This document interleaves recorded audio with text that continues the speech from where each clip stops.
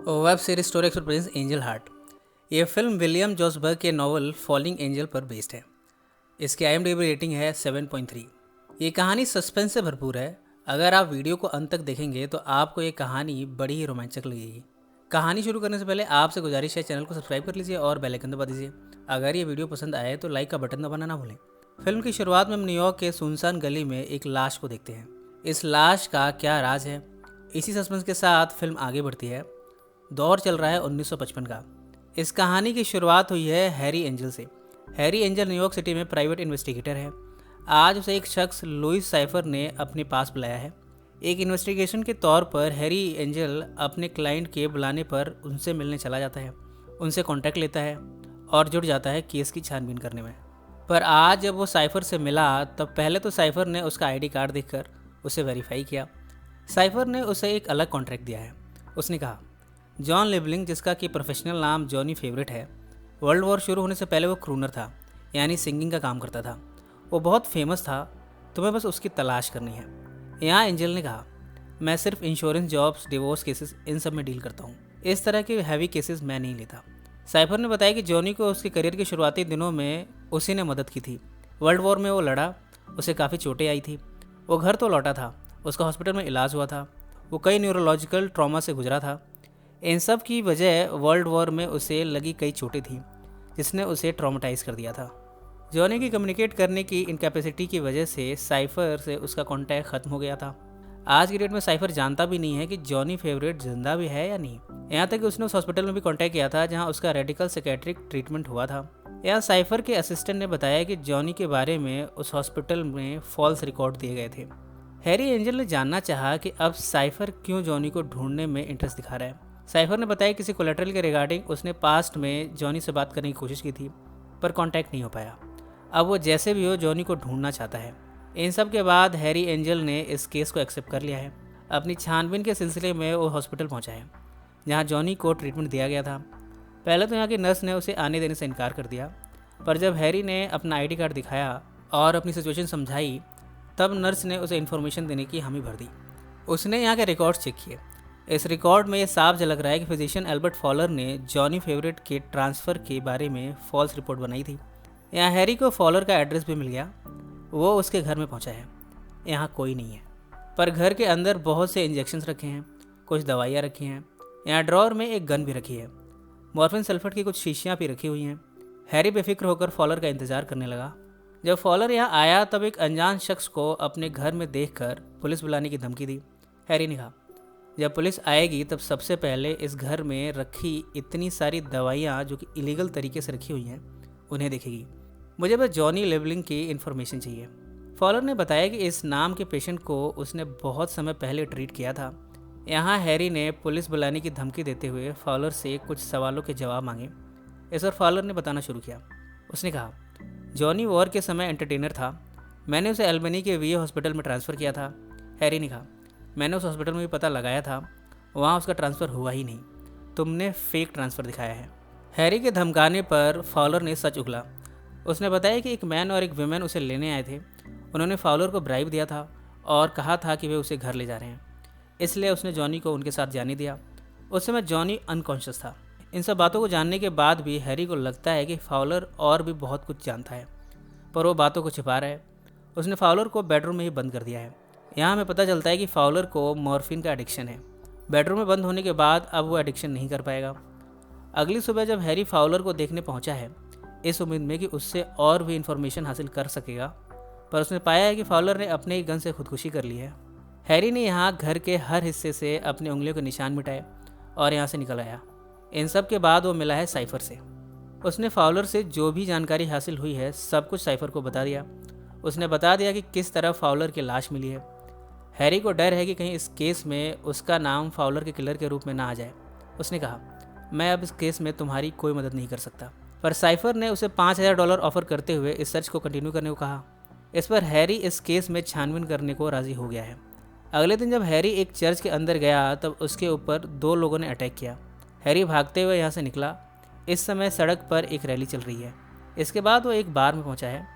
यहाँ उसकी गर्लफ्रेंड ने जॉनी की एक फ़ाइल थमाई है। इसमें जॉनी की बहुत सी डिटेल्स हैं। इस फाइल से ये पता चलता है कि जॉनी वाकई में एक क्रूनर था वो स्पाइडर सिम्पसन ऑर्केस्ट्रा में था। उस ऑर्केस्ट्रा के सभी लोग अब मर चुके हैं, सिर्फ स्पाइडर ही जिंदा है। वो इसी शहर में है। हैरी की गर्लफ्रेंड ने यह बताया कि जॉनी की फियांसे मार्गारेट एक अमीर महिला थी, पर साथ ही उसने एक महिला एवेंजेलिन के साथ सीक्रेट अफेयर शुरू किया था। मार्गारेट से मिलने हैरी न्यू ऑर्लिन्स पहुंचा है। यहाँ उसकी मुलाकात मार्गारेट से हुई। मार्गारेट यहाँ फ्यूचर टेलिंग का काम करती है। हैरी भी अपना फ्यूचर जानने के बहाने यहाँ पहुंचा है। मार्गारेट के पूछने पर उसने अपना डेट ऑफ बर्थ बताया। मार्गारेट ने कहा, मैं एक ऐसे लड़के को जानती हूँ जिसका कि सेम यही डेट ऑफ बर्थ है। मार्गारेट ने उसे बताया कि अब जॉनी मर चुका है, या फिर कम से कम उसके लिए तो मर ही चुका है। इसके आगे मार्गारेट ने कुछ भी जानकारी देने से इनकार कर दिया। हैरी को अब जानकारी चाहिए एवेंजेलिन के बारे में। उसे यकीन है कि एवेंजेलिन के पास से शायद उसे जॉनी का कोई क्लू मिल जाए। वो एक स्टोर में पहुंचा है। यहाँ जब उसने एवेंजेलिन नाम से इंक्वायरी करनी शुरू की, तब यहाँ स्टोर ओनर ने कहा, इस नाम से तो कितने ही लोग हैं। इस पर हैरी ने एवेंजेलिन प्राउडफुट का पूरा नाम बताया। स्टोर ओनर ने कहा, सालों पहले वो बीमार पड़ी और मर गई। स्टोर ओनर ने एवेंजेलिन के कब्र की लोकेशन भी बताई है। इन सब के बाद हैरी पहुंचा है एवेंजेलिन के कब्र पर। तभी उसने एक औरत को अपने बच्चे के साथ कब्र की तरफ आते देखा। हैरी यहाँ छिप गया। ये औरत अपने बच्चे से कहती है कि इस कब्र में उसकी नानी माँ है। वह यहाँ पड़े एक छोटी बोतल में से लिक्विड निकाल कर अपने हाथों में लगाती है और बच्चे को लिए चली जाती है। हैरी ने उसका पीछा किया। इस औरत का नाम एपिफेनी प्राउडफुट है। वो एवेंजेलिन की बेटी है। हैरी ने एपिफेनी से एवेंजेलिन के दोस्त जॉनी फेवरेट के बारे में पूछा, पर एपिफेनी ने कहा, मैंने कभी उनके दोस्तों में से इस नाम को नहीं सुना। हैरी ने जाते हुए अपने होटल का एड्रेस दिया कि शायद एपिफेनी उसे कुछ बताना चाहे। शाम को उसने यहाँ बार में गाते हुए मिस्टर स्वीट को देखा। उससे मिलकर उसने कहा, मैंने आपके बारे में पता किया है कि आप वॉर से पहले डिकी वेल में गाते थे। मिस्टर स्वीट को बस इतना याद है कि उसने एक बार जॉनी के ऑर्केस्ट्रा के साथ गाने का मौका मिला था। इससे ज़्यादा वो कुछ नहीं जानता। यहाँ हैरी को चिकन का एक पंजा रखा मिला है। उसे शक हुआ कि यहाँ कुछ गलत हो रहा है, पर तभी यहाँ के मैनेजर ने उसे यहाँ से भगा दिया। पर रात को जब स्वीट यहाँ से निकला तब हैरी ने उसका पीछा किया। उसने देखा कि एक ग्रुप यहाँ एक गाते बजाते हुए मुर्गों के साथ बड़े हिंसक तरीके से काट कर उसके ब्लड को अपने ऊपर गिराते हुए डांस कर रहा है। इसमें एपिफेनी है, जो बड़े अजीब तरीके से चिकन के ब्लड को अपने चेहरे पर गिराकर डांस कर रही है। ऐसा लगता है ये कोई पारंपरिक क्रिया निभा रहे हैं। मिस्टर स्वीट ने यहाँ भी पार्टिसिपेट किया है। इसके बाद हैरी स्वीट के घर पहुंचकर उस पर अटैक करता है। चाकू की नोक पर उसने स्वीट से पूछा, ये सब क्या चल रहा है। स्वीट ने बताया, एपिफेनी अपनी माँ की तरह मैम्बू प्रेस थी, तब से जब वो 13 साल की थी। हैरी उस चिकन फूड के बारे में जानना चाहता है। स्वीट ने बताया कि वो सिर्फ एक चिकन फूड है और कुछ भी नहीं। हैरी ने उसे धमकाते हुए अपना एड्रेस दिया और कहा, अगली बार जब भी उस बार में चिकन फूड आए मुझे खबर देना। अगली सुबह पुलिस डिटेक्टिव ने हैरी को खबर दी कि स्वीट मर चुका है। ये जानने के बाद हैरी को उम्मीद है कि उसे सवालों के जवाब मार्गारेट के ही पास मिलेंगे, पर जब वो मार्गारेट के घर पहुंचा तब वो भी मरी हुई मिली है। एक सेरेमोनियल नाइफ से उसके हार्ट को निकाला गया है। थोड़े टाइम के बाद हैरी पर एक हमला हुआ है। यह हमला मार्गारेट के पिता ईथन क्रूसमार्क ने किया है। ईथन यहाँ एक पावरफुल पैट्रियार्क है। ईथन ने उसे वार्न करते हुए कहा, अभी के अभी इस शहर को छोड़कर चले जाओ। हैरी को समझ नहीं आ रहा कि आखिर जॉनी के गायब होने का राज क्या है। वो जितनी खुदाई करता है रहस्य उतना ही गहराता जाता है। वो मिला है एपिफेनी से। एपिफेनी पर उसने स्वीट को मारने का इल्ज़ाम लगाया। एपिफेनी ने उससे साफ इनकार कर दिया। उसने ये ज़रूर बताया कि जॉनी उसका पिता था। वॉर से वो कभी नहीं लौटा। उसकी माँ ने जॉनी का इंतज़ार किया और गम में मर गई। चर्च में हैरी से मिलने साइफर आया है। साइफर से हैरी ने कहा, यह मामला रिलीजन से जुड़ा लगता है। मुझ पर अब 2 मर्डर्स का इल्ज़ाम है, फाउलर और स्वीट का।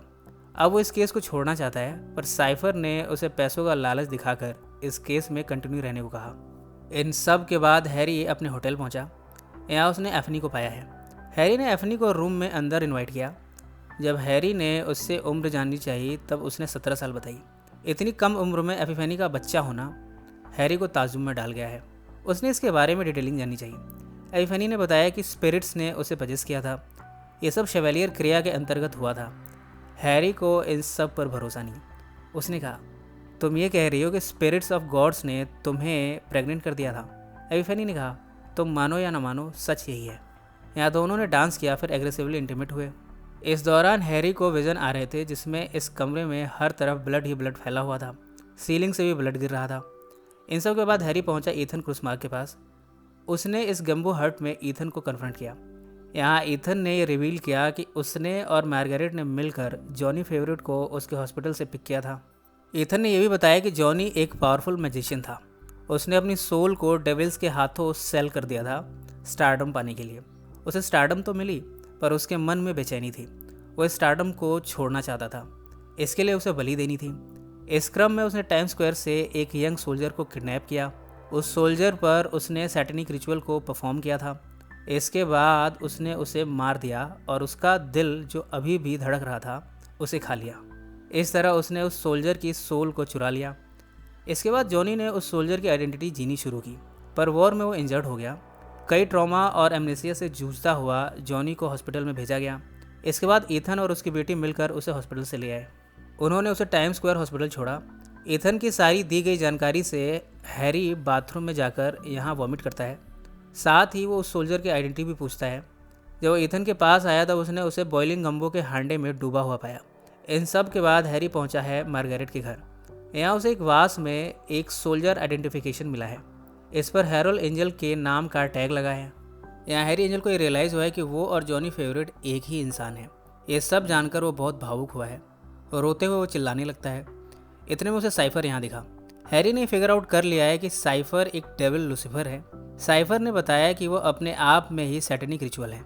हैरी ने कहा कि उसने किसी का मर्डर नहीं किया, पर साइफर ने कहा, मेरे इशारों पर तुमने ही फाउलर, स्वीट और बाकी लोगों को मारा है। इसकी शुरुआत तुम ही से हुई थी जब तुमने उस यंग सोल्जर को मार दिया था। तुम उधार टाइम लेकर अपनी ज़िंदगी जी रहे हो। उस सोल्जर की मेमोरी के साथ तुम 12 साल से जी रहे हो। आज की तारीख में जो कुछ भी है तुम्हारे पास, सब कुछ मेरा दिया हुआ है। तुमने सैटेनिक रिचुअल यानी मुझे अपने पास इनवाइट किया और स्टारडम पाने की चाह में क्या से क्या करते गए। इस समय हैरी को ये उधार की ज़िंदगी बड़ी भारी लग रही है। उसने साइफर की आंखों में एक डेविल वाली चमक देखी। उसने मिरर में देखा फाउलर, स्वीट, मार्गारेट, ईथन क्रूसमार्क, इन सब की हत्याएं उसी ने की है।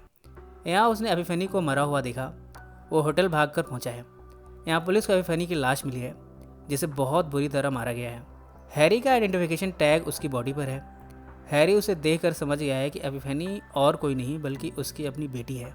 हैरी ने पुलिस के सामने अपने गुनाह को कबूल करते हुए कहा, मैंने ही अपनी बेटी को मारा है। डिटेक्टिव ने उससे कहा, तुमने जो इस लड़की के साथ किया है इसके लिए तुम नर्क में जाओगे। हैरी ने इसे कबूल किया कि वो इसी लायक है। एक पुलिस ऑफिसर एपिफेनी के यंग बेटे को लिए यहाँ पहुँचा है। यहाँ हम देखते हैं कि इस बच्चे की आंखों में भी डेविल जैसी चमक है। इससे ये साफ है कि हैरी का ग्रैंड चाइल्ड भी साइफर के पोजीशन में है। अंत के सीन में हमें हैरी एक एलिवेटर से बेसमेंट की तरफ जाता दिखता है। ये सीन सिंबलाइज करता है कि हैरी अब नर्क में जा रहा है। यहाँ में साइफर की विस्परिंग भी सुनाई देती है जिसमें वो कहता है कि उसने अब हैरी और जॉनी दोनों की आत्माओं को पजेस कर लिया है। इसी नोट पर यह फिल्म समाप्त हो जाती है। इस कहानी में जो कुछ भी हुआ सब कुछ जॉनी फेवरेट की महत्वाकांक्षा से शुरू हुआ। उसे स्टारडम चाहिए था। इसके लिए उसने सैटेनिक रिचुअल का सहारा लिया, जिससे उसे स्टारडम तो मिली, पर इसकी कीमत ना सिर्फ उसने बल्कि उसकी कई जनरेशन ने चुकाई। ये कहानी आपको कैसी लगी कमेंट में ज़रूर मेंशन करें। सो फ्रेंड्स, फिर मिलेंगे ज़िंदगी के किसी नए मोड़ पर।